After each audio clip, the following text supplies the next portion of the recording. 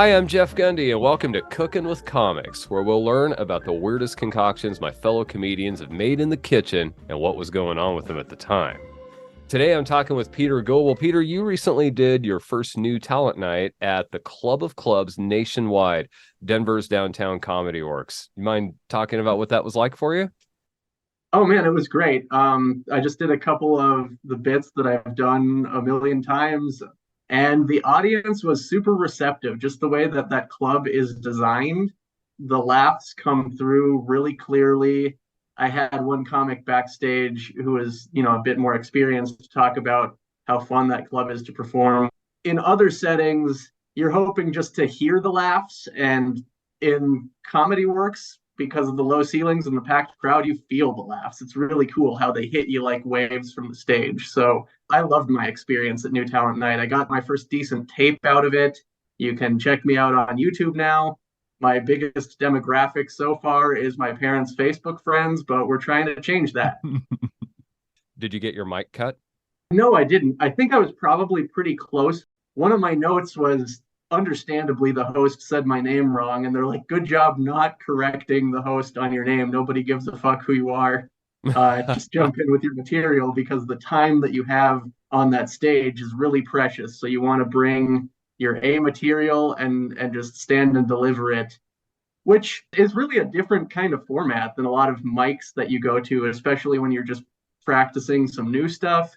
When you're going to open mics, you have to be prepared to interact with the crowd, get them a little bit hyped up sometimes, because especially if you're at a mic with not that many people or just 40 comics or something crazy like that, people get distracted, they lose interest, and you have to find a way to kind of rope them back in. But at Comedy Works, you're in between these professional comics, and the crowd is there to hear jokes, and they're already ready to go. And you get on stage, and you just all you have to do is do your material. And if your material is any good at all, you're going to get some good laughs. So it was a blast. It's definitely nerve wracking to be backstage with people who have all this experience and are just amazingly witty. But if you get on that Comedy Works stage and you've got some decent, well rehearsed material, you're probably going to have a really fun time. Your last name is spelled Goble, right? That's correct. I'm really curious what they made out of that. I see that. That's Goble. It's not Gobbly. What'd they say? You'd be surprised, Geoff. So I'd gotten Gobble my whole life, which is strange because just a little bit of experience with the English language, and you'd think double B is what changes the O sound, whereas Goble would be like N or noble with a G instead of an N. One that I get a lot is Globe, just because it's a What? bit of a dyslexia moment. And that one I like. I think Globe would be a better last name than Goble. And I think that would be kind of a cool comic name, Peter Globe. If I were to do a stage name, I might just switch around a couple letters. And in fact, what I got at Comedy Works is Peter Global. What's a comedy goal that you have for 2023? That's a great question. So my first goal was to get paid, and I've done that now. I've gotten two paid gigs, and they actually both just happened last week. So now I've got one more booking to go, and other than that, I'm just looking for more people to book me. My first two paid gigs were a lot of fun, definitely more fun than most open mics. And so I'm addicted. I want to get on that stage more. Sparge Brewing in Wellington. That was a super fun crowd. They packed the house on a Wednesday night in Wellington, which you wouldn't necessarily think would be the case. That one, I had a really good opening line where Tobias Livingston, for those who might know Tobias, was hosting. His host set up front was really funny, but one of the things he said was that he was practicing his millennial pickup lines, your parents' place or mine. Yeah. And for those who may or may not know me, I'm young-ish, early 30s, but I look even younger than that. So when I got on stage, I was like, your parents' place or mine, don't knock it till you try it. And so that got the crowd kind of on my side from the beginning. And so that was a really fun show. And then I did a short set at Mother Tucker Brewery in Thornton that was also a lot of fun. So my goals for 2023, I guess just keep writing for one, keep trying to get booked and meet people, make friends. Comics are really interesting people. I enjoy the time I spend with comics. Networking, not really for business because I don't envision myself quitting my day job over this, but just networking because these are fun, interesting characters to be around. You were talking about your follow-up of Tobias, and for anybody who hasn't seen Peter Goble, one of Peter's strengths is playing off of the previous comics. I have been said previous comic on a few occasions, and this dude gets up there and riffs, and it tends to work. Speaking of the Sparge set in Wellington, I really hope you did the thing about how everybody should know how to behead a chicken by age 10. Seems like that would connect up there. I had to behead a chicken recently. Are you guys too urban, or is that relatable? I don't know. I'm from Berthoud. There might be a cultural divide here. I didn't care for the experience, but it did get me thinking. Everyone should have to off at least one farm animal before they make vegan jokes. I think it should happen on the 3rd grade farm field trip. Okay, Olivia, here's your hatchet and there's your dinner. Now the key is to sever the neck in one clean blow, or its last moments of existence will be spent in excruciating pain. And that's on you. You can plant a potato instead, but then you have to have lentil soup for lunch. Chicken nuggets are for winners. Good job, Olivia. Nice clean stroke. Now go sanitize your axe and then you can play on the swings. That chicken killing bit. So last fall, we were watching my in-laws' hobby farm, and one of their dogs mangled a chicken while they were out of town. And I had to put it out of its misery. I'm kind of an animal lover, kind of a soft guy, honestly. So that wasn't an easy experience, but turns out sometimes mild trauma is funny. So after a couple of weeks of kind of ruminating on that experience, I put together a bit about how everyone should have to off at least one farm animal before they make vegan jokes. And in fact, the Sparge brewing set, I did a joke ripping on vegans earlier in the set that definitely connected with that audience. I wouldn't necessarily do it in Boulder or whatever. There were a couple of people up front who were like, it was like I was preaching to the choir, like, yeah, people do need to kill more animals. We need to kill everything. One of the notes that I got doing that joke at Comedy Works from Elliot backstage was the way I delivered it. You couldn't quite tell which side of the fence I was on about animal rights and everything. And I think that kind of makes sense because honestly, I'm a bit conflicted. I love animals, and I do think that we have some major animal rights issues to confront in this country. But I also, I have a really crazy metabolism, and when I've tried to go full vegan, it hasn't gone well for me. It's not fun. What's not fun about it, metabolically speaking? I just have a really hard time keeping myself full if I go full vegan. I've got you. Okay, because I took the vegan. same path. So, all right. Yeah. My wife is full vegan, and good on her. I respect that about her. Sometimes I do jokes kind of ripping on vegans. And when they don't work, I'll be like, my wife is vegan. And when I told her that joke, she was at least laughing when she told me to go fuck myself. So I thought I had something. But nice. I guess the fact that he gave me that note kind of made sense because I am a bit conflicted on the issue. And I think that comes out in my comedy. And maybe sometimes it would be better if it was more clear which side of the fence I was on. But I'm not even totally sure which side of the fence I'm on. I think you are, just if you don't mind me saying. And the reason I say that confidently is because I come from the same exact path. I started studying animal rights and welfare and the videos behind the scenes and all the stuff. And to this day, I'm very careful, as is my family, about where we get our meat because we tried going meatless, eggless, the whole thing. Been there, done that. And it seems there's nothing wrong with saying, yeah, I love meat, but I hate this. I like this about it. I hate that about it. And maybe observing that from the sidelines a little more. And maybe that's kind of where Elliot was going, was like, tell us more, because it doesn't quite make sense. Yeah. You are kind of, you and I, we each have a foot on both sides of that. I did add the line based off of his notes, like, if you want to be a hardcore carnivore, fine, but you better be prepared to swing a blade and watch your body twitch on the floor. That was a line I added.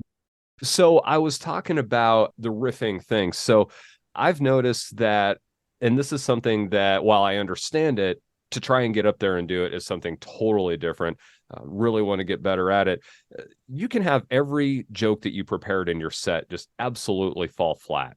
But if you riff it or play it off well enough or respond to the failure of each joke well enough, you can have a way better set than if every joke worked well and you just stuck to your script. Would you agree with that?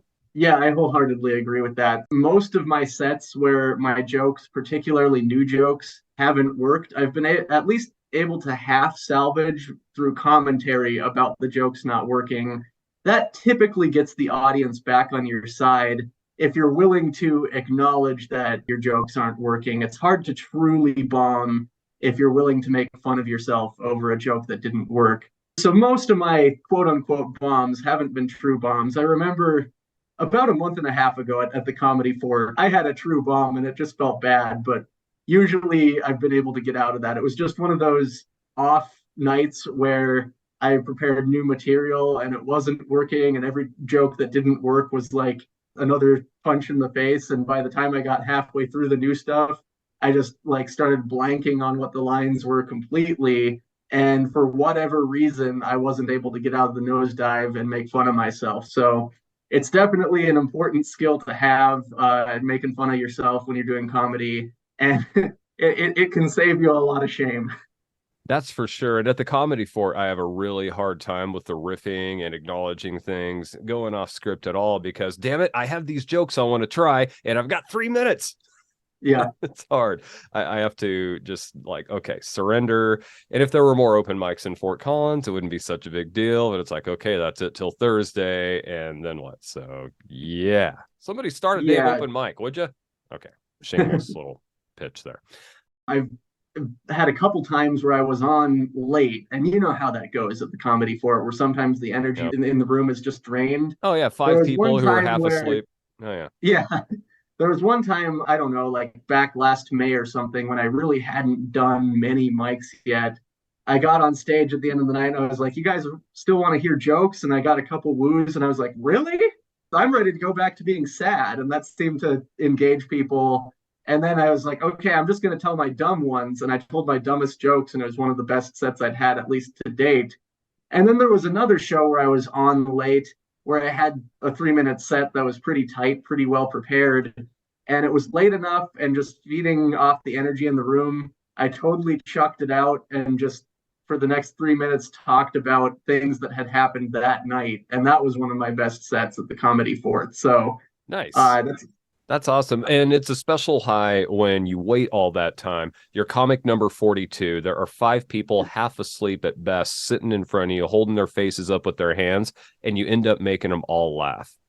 Yeah, and I remember that one in particular was like when I started talking about things that happened that night and people started laughing, people who were at the bar or outside smoking started filtering back in. So that was a really cool feeling. Damn. Yeah, that's an accomplishment, buddy. So I have to go back to the mercy killing of the chicken, keeping in mind of course. This is Cooking with Comics. Did you eat that chicken? No, I probably owed it to that chicken to eat that chicken. It was definitely a layer, not a fryer. So I don't know how much good meat we would have gotten off of it, but I've never plucked a chicken or prepared a chicken that I killed myself or anything like that. I should have eaten that chicken though. Yeah, without even the permission of the person for whom you were babysitting it, probably. Just, Yeah. Gone. I cleaned up the mess for you. But hey, should it ever happen again, and I hope it doesn't, maybe you can take a different direction. Well, maybe you would like to know, and this is one more way that you and I are alike in the animal welfare / past. When I was a kid living in a town of 500, Fairfield, Nebraska, we had 19 chickens, complete with a chicken coop, a little running yard. And every day I'd go to feed them, and there were 2 of them that hated me. They'd chase me down the run. They'd peck my legs. It's a little traumatizing. They didn't let up at all, and I didn't consider it an option to, well, eventually I started kicking at them, but they're just like stuck to me more or less. Pretty crazy. And so the day that my stepdad decided to butcher all 19 of them because they were ready for that, actually, they were way past ready. My stepdad was quite a procrastinator. It was so bittersweet watching him do one after another after another. Oh my gosh, yeah. He never did ask me to. I was a little surprised at that. He didn't get him in the first whack on a couple of times, and I'd like to have done a better job than that.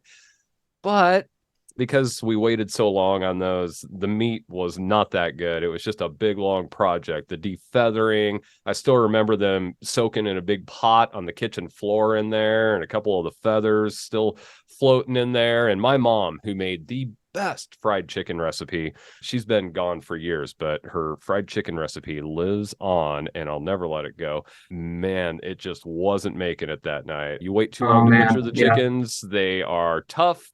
And even the white meat is like a little darker for some reason. I'm not smart about, the science of that, but that's my chicken butchering experience. So I guess it's nice to talk to someone else who has a chicken butchering experience, some bonded trauma there. Exactly. And yeah, so I was a suburban kid growing up, but my wife, like I said, her parents have this small farm, and so that was my experience. And that my time on that farm honestly made me more compassionate towards chickens in general, because they do kind of act like pets a lot of the time. Like you were saying, there's a couple assholes in the coop, but most of them are really nice, and most of them will kind of follow you around and get curious and see what you're doing. So that kind of made me think, oh man, you're not that much different than my dogs and cats. So that kind of sucks. But yeah, like you said about not getting it in one clean blow, that's, a part of that bit is when I say, through the voice of a third grade teacher, the key is to sever the neck in one clean blow, or its last moments of existence will be spent in excruciating pain, and that's on you. Like, that is all too from personal experience. When I took a whack at that chicken, I didn't cut the neck clean through. And it may have been a dead after that, because if you do butcher a chicken, the body does flail around for a while, even after the neck is off. But that just made me feel horrible thinking about the fact that it may have been in pain the last few moments of its life. I would be the same way, but it was unexpected, probably a panic moment. How many chickens have you butchered in your life? You did the best you could, man. But I like what Judy Carter, the comedy instructor and comedian, says: turn your problems into punchlines. Or sometimes she'll just put it like this: is your life a joke? All right. So sometimes, and that's why we're here. Anyway, man, bird fiascos. I could go on. The first time that I smoked a turkey, when I bought my first charcoal smoker right after I got married. I'm going to make this great Thanksgiving turkey for my wife. I got up 4 a.m, made sure I had all the spices ready, the coals all good and hot, the right temp, or I thought, got it on. Well, the temp was right, but what nobody ever told me was don't stuff a turkey before you put it on a charcoal grill. I had that thing on there at 6 a.m., about 20 or 30 margaritas later, because we started at like 10:30 in the morning. Now it's about 10:30 at night. The thing is finally done enough to eat. Never did get to temperature. That stuffing was the most disgusting thing I'd ever put in my mouth, because that smoke was just going through there while it was marinating in bird juice all day. The turkey was good enough. I mean, at least I could tell myself that after waiting, 16 hours and basically passing out in my dinner during It's a Wonderful Life. But I will say that I have smoked a turkey the same way every year, minus the stuffing since. And even my brother, who had a bad bird eating experience, ate a bloody chicken leg at age 7. Hey, that would make you probably not want to eat chicken. I could see that. Man, about a decade ago, the dude asked for seconds of my turkey. Not bragging, but brag. Nice. Now, you had another recipe that you tried recently that went south, we shall say. Actually, it didn't go anywhere. Before this, you said it was just kind of there, right? Chat GPT has been a big thing in the news recently, how a really impressive new AI that can write papers. For instance, I work in the Colorado Climate Center in Colorado State's Atmospheric Science Department. I asked it to write me a short paper on climate change in Colorado, and it was decent. I would have given it a B if somebody turned it in. So, and it wrote it in a matter of seconds. So it's really impressive AI, but I asked it to write me a recipe for, I think I just asked it to write me any vegan recipe. And it wrote me this recipe for curry that was just like a few of the normal spices that you would have in curry mixed into coconut milk, like some turmeric, some garam masala, of course, salt to taste, things like that, maybe even a little bit of lime, served over just like rice and onions. And that was it. And I was like, are you sure about that, Chat GPT? So, of course, I augmented that one, but yeah, it was odd that it didn't even tell me to use any tofu or chickpeas or maybe some other vegetables other than onions. It seems pretty limiting.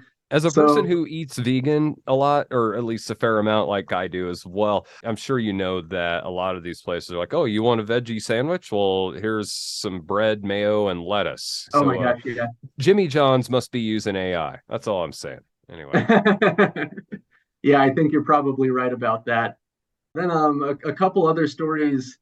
One time, my D&D group and I, because yeah, I'm cool like that. I play D&D. Oh, all right. We decided that we needed to have a chicken Chris Angel night, which is basically where we would make chicken with some sort of a mind freak twist. And one of my friends, JJ, had this chicken recipe where he lit it on fire with 151. That was a lot of fun. That ended up being a pretty crazy night. Anything with 151 is. Anyway, Yeah. how'd the chicken turn out? The chicken was good. The chicken was tasty. I mean, I think that we went a little crazy with the hot sauce. So it's hard to have chicken taste bad when you really go for it with the hot sauce because that overwhelms the flavor of the meat. But It'll cover everything, including if you burned it too much with the 151. Is that literally how you cooked this bird? no, it was cooked in the oven, but as part of the presentation at the end, it was doused in 151 and set on fire. Oh, okay. Yeah. That's like what do they call it? Flambe. I was a cook. I should know this. The flaming ice cream. I didn't make a lot of that, Yeah. but yeah. He had this whole song and routine that went with it. It was one of those things that's kind of frustrating as a comic because it's like you kind of had to be there. It's like one of those things where I'm like, oh, I'm not sure how to make a bit out of this or make it into a really good story. It was just really fun at the time. Nice. Well, now you've made a story and potentially starred a bit on that. Yeah. That's something. Yeah. And I've noticed a lot of newer comics kind of fall into that trap where there's a story that they have from when they got really drunk or stoned or whatever that kills when they just like are sitting around the table talking to their buddies, but they get on the mic and try to tell it and it just comes out kind of sad. Yep. My cooking stories are probably like that. Not all of them. We've got a few good Yeah. ones here, and yeah, you've brought the goods. It is Peter Goble, the comedian. If you haven't watched for him, he does open mics and showcases all up and down the Front Range. He's not even wanting to make a career out of it, which means he's going to have a Netflix special sometime in the next 5 years. So you can be one of the first to see him. Peter, thanks for hanging out. This has been great. Yeah, it's been fun, Geoff. If you're still listening after all of that, and you're like, hey, I've lived through a food-related disaster, I should be on the Cooking with Comics podcast. I'm way ahead of you. Hit me up on Instagram or Facebook, or email gundy222@gmail.com.